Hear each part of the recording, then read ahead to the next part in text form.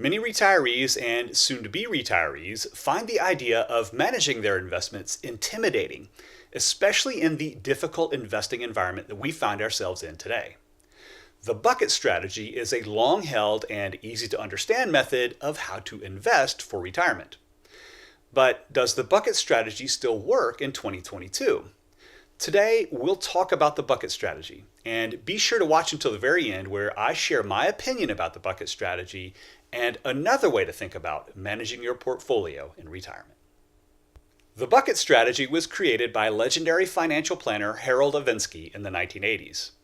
In Mr. Ivinsky's idea, there were two buckets, one that held 5 years of retirement spending in cash, and one that consisted mostly of long-term, growth-oriented investments such as stocks.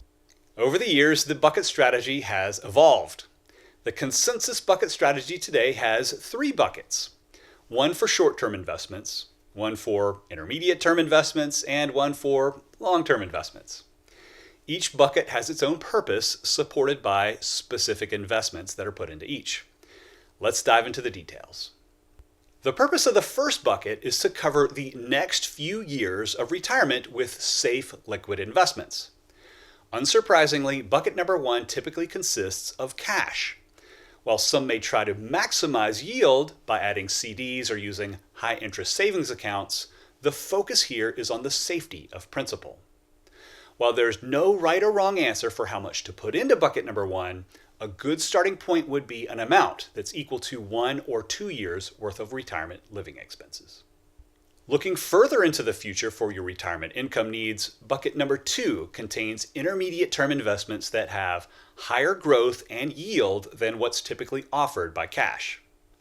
Bucket number 2 would consist of bonds, asset allocation funds, or other low-growth, low-volatility investments that will, ideally, keep pace with inflation. The idea for bucket number 2 is to invest for years 3 through 10 of retirement. We want more growth than cash, but not so much volatility that a bear market would decimate its value.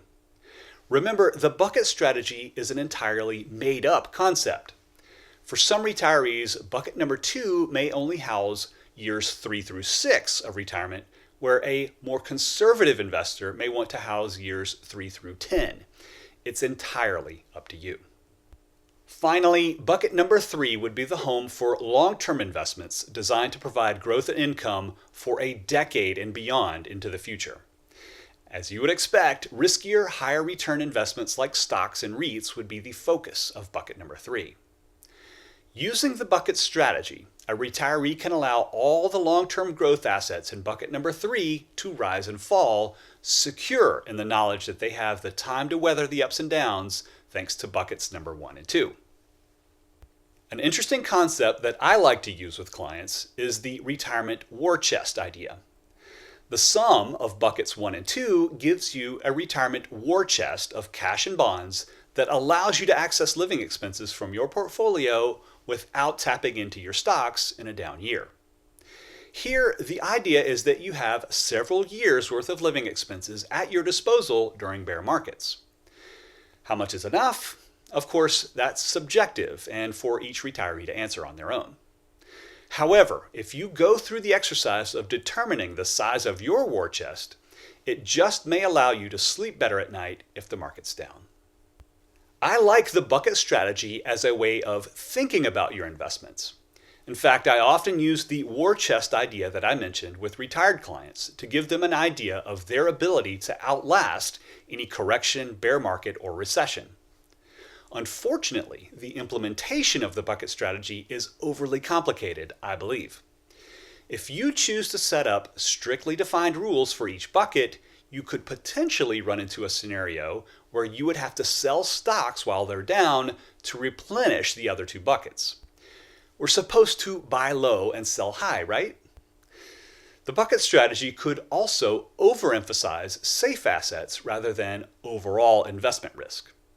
Some retirees may find that, after reviewing their financial plan, they need to take on a certain amount of investment risk to make the numbers work. The bucket strategy may overly skew them towards bonds and cash, especially if they have income in retirement, such as a pension. Instead of using the bucket strategy to manage your retirement portfolio, a better solution is to carve off an emergency cash fund and view the remaining investments as one portfolio to be managed. Having one asset allocation for your investments allows for easier rebalancing when it's needed. Not only is managing one portfolio easier, but several studies have also shown that retirees tend to have better outcomes when using this method. With easier rebalancing comes better opportunities to buy low and sell high throughout retirement. However, none of this means that the bucket strategy isn't useful. Even though I prefer to manage retirement investments as one portfolio, I've found that the bucket strategy is a great way to think about your retirement investments. This is particularly true in corrections or bear markets. Knowing that you have several years' worth of living expenses in cash, bonds, and other low volatility assets makes it much easier to sleep well at night. If you're worried about the inflation that we're seeing today and how it affects your buckets of retirement investments, I recommend that you check out this video to learn how to protect yourself. Thanks so much for watching, and I'll see you in the next video.